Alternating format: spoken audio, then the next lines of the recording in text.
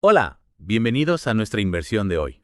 Nos adentraremos en el mundo de Memorias de un asno, Ajá. una novela española, que nos invita a mirar la vida Sí, desde una perspectiva inusual, la de un burro, claro, y no cualquier burro, uno con mucha personalidad, cierto. inteligencia y una gran habilidad para meterse en líos y salir de ellos. Me encanta. ¿Te has preguntado alguna vez qué pasaría si pudiéramos entender lo que piensan los animales? Muchas veces. Bueno, esta inversión podría darte una idea. Nuestro material principal es un resumen en español de los primeros 7 capítulos de la novela. Comencemos con el primer capítulo, El mercado. Me llama la atención desde el inicio cómo la condesa de Segur, la autora, nos introduce a un burro que no se conforma con su destino. Interesante. En lugar de aceptar el maltrato de su dueña, decide rebelarse.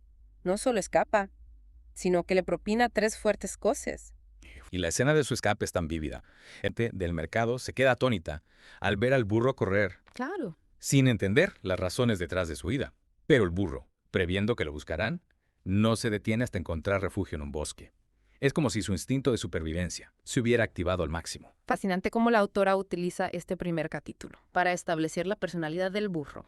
Valiente, astuto y con un fuerte deseo de libertad. Y al mismo tiempo nos hace reflexionar sobre la crueldad, que a menudo se esconde detrás de la aparente normalidad. Totalmente de acuerdo. Y esto nos lleva al capítulo 2, la persecución. La tensión se intensifica. El burro disfruta de su libertad en el bosque, pero la tranquilidad se rompe cuando escucha la voz del granjero Julio y los ladridos de los perros que lo persiguen. Imagínate estar en su lugar, con la adrenalina a tope, Wow. buscando desesperadamente una forma de escapar. Lo interesante aquí es cómo el burro utiliza su conocimiento del terreno para su ventaja. Se esconde entre matorrales, sigue el curso de un arroyo, utiliza su entorno para despistar a sus perseguidores. Es como si la autora nos estuviera mostrando que la inteligencia puede manifestarse de muchas formas, incluso en un animal que a menudo se subestima. Exacto. Y es admirable su determinación para sobrevivir. Pero la historia no se detiene ahí. ¿No? En el capítulo 3, los nuevos amos. La trama da un giro conmovedor. Tras un mes de soledad, el burro, a pesar de disfrutar de su libertad, se da cuenta de que necesita compañía y seguridad. ¿Tiene sentido? Es entonces cuando se encuentra con una mujer y su hijo, quienes le ofrecen refugio y cuidado. Es un contraste tan grande con la crueldad que experimentó con su anterior dueña. Me parece interesante cómo la autora nos muestra que la capacidad de dar y recibir amor no es exclusiva de los humanos. Sin duda, el burro, no es necesariamente cauteloso, se deja llevar por la amabilidad de esta nueva familia, creando un vínculo especial con ellos.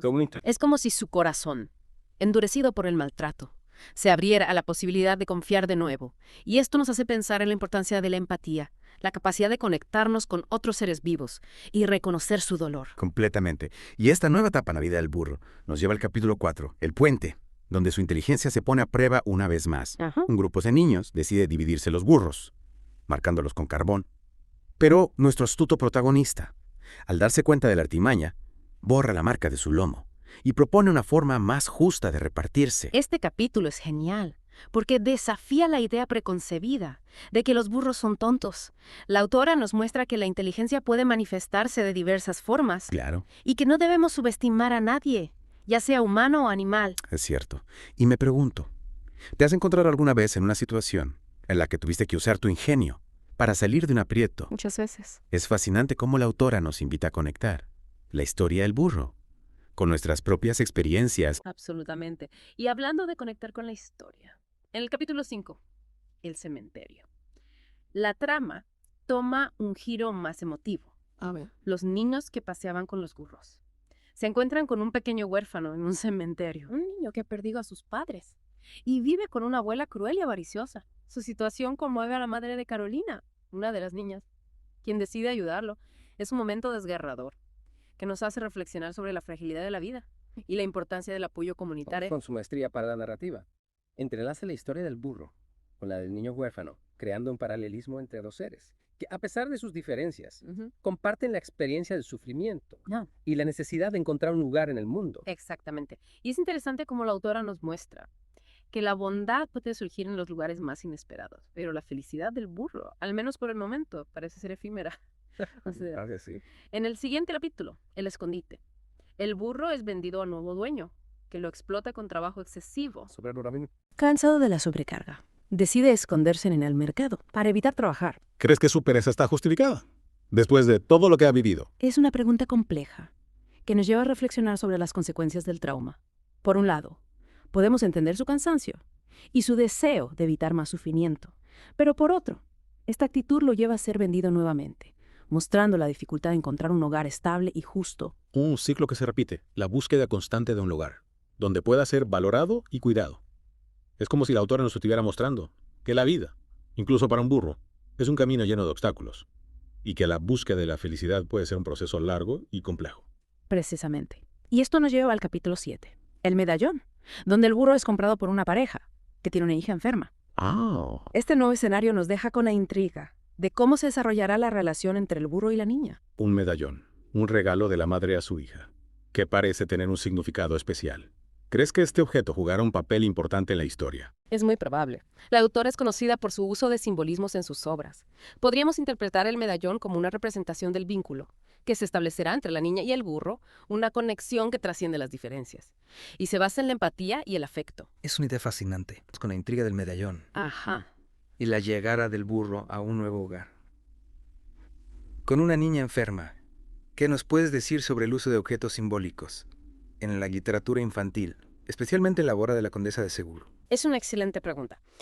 La Condesa de Segur utiliza objetos simbólicos para representar ideas abstractas o emociones complejas, de una manera accesible para los niños. En este caso, el medallón podría simbolizar la esperanza, la conexión o incluso el destino. Interesante. Recordemos que en la literatura, los objetos a menudo adquieren un significado más allá de su función material. Es cierto. Y si pensamos en el recorrido del burro hasta este punto, lleno de altibajos, Y sí, ¿crees claro. que la condesa de Segor podría estar utilizando la enfermedad de la niña como un nuevo desafío para nuestro protagonista? Me refiero a un desafío más emocional que físico. Es una posibilidad interesante.